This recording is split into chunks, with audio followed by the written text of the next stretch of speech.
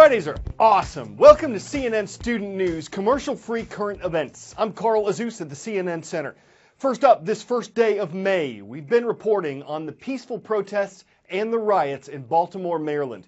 Tensions in the eastern U.S. city heated up after the arrest and mysterious death of Freddie Gray. Here's what we know about him. The 25-year-old African-American man was arrested on April 12th. At some point, he suffered a severe injury to his spine. Gray died on April 19th. Officials are trying to determine whether Gray was injured before his arrest, during his arrest, or at some point afterward while he was being transported in a police van. The police department has done its investigation. Yesterday, it gave those findings to prosecutors in the Baltimore Attorney's Office. Other investigations continue. Meanwhile, some current and former members of the NFL's Baltimore Ravens have been visiting schools near where the protests occurred. Dozens of pro football players and coach John Harbaugh have been distributing food, encouraging students, and discouraging them from getting involved in violence.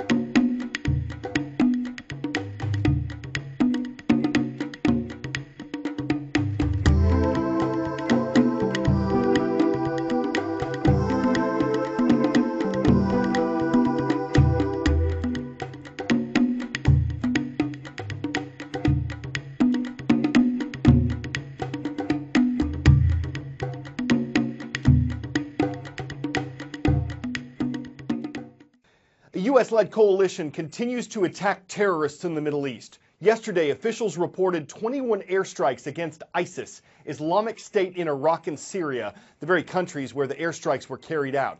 Like other terrorist groups, ISIS routinely murders civilians, sometimes by the dozens. But unlike many other terrorist groups, ISIS is relatively well organized. When it takes over territory, it then sets up government there. ISIS sees itself as a state, a government. Its ambition to be an Islamic caliphate that claims sovereignty over the world's Muslim community. So how does ISIS govern the territory it controls? Who picks up the garbage, runs schools, and patrols the traffic? Well, this is an area larger than many countries, and ISIS has divided the territory into wilayats, or provinces, each of which has a governor. Several new provinces have been created, virtually erasing the Syria-Iraq border. At the top of the government is Abu Bakr al-Baghdadi, the self-declared caliph of ISIS. He has a sort of cabinet, the Shura Council, and beneath that, about 10 ministries or councils that maintain everything from health, education, and religious rulings to transportation and even environmental policy. Despite its medieval sense of justice, in many ways, ISIS runs a surprisingly modern bureaucracy, according to terror analysts. The health department has fully operational hospitals, complete with maternity wards. Babies are delivered daily, registered and issued with official ISIS birth certificates. It also has a court system that runs its strict interpretation of Sharia, or Islamic law. Theft, for example, is punishable by chopping off a hand, but it also handles everything from traffic violations to rental disputes. The education department runs several schools and even the university in Mosul. Girls receive an education, though segregated from boys, and the curriculum is severely limited. No art, music, or theater, no physical education or philosophy, just reading, writing, math, and of course, religion, according to ISIS. In many places, ISIS has simply taken over the civil infrastructure already in place. Particularly in war-torn Syria, ISIS hopes to prove it is bringing order to chaos, however violent its rule.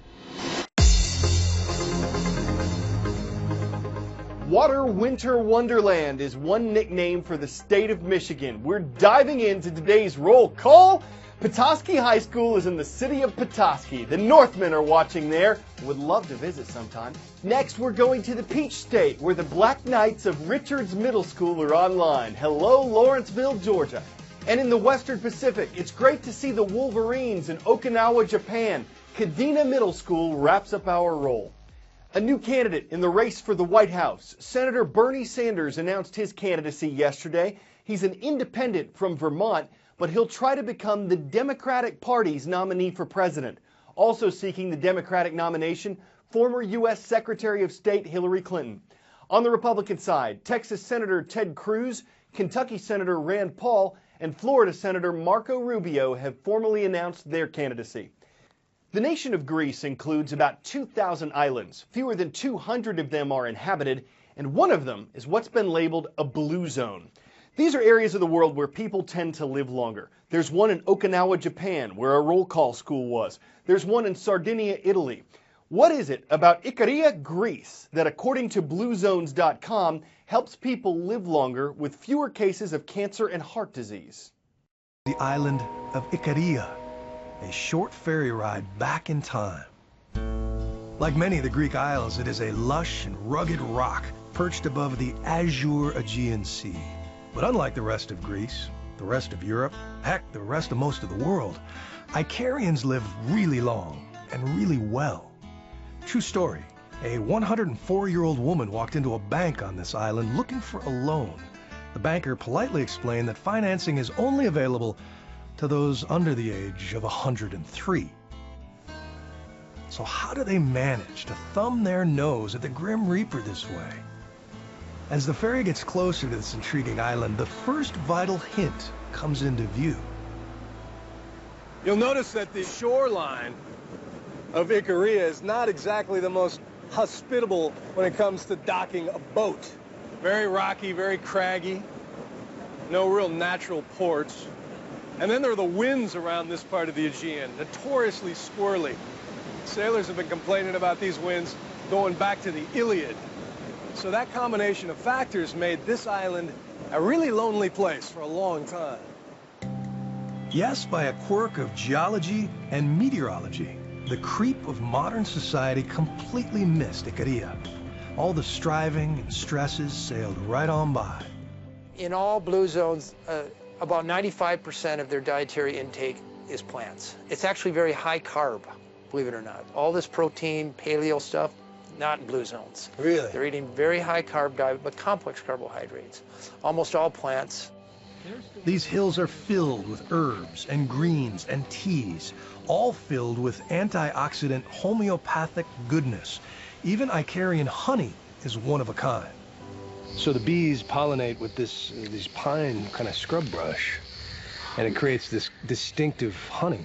Yes, it's really thick. It looks like peanut butter, and it's actually an anti-cancer agent. And is it true they take a big spoonful every morning just to coat the digestive tract? Several of the centenarians would, for the first thing, they start the morning with a tablespoon of honey, and the idea is that not only coats it, but also lowers inflammation.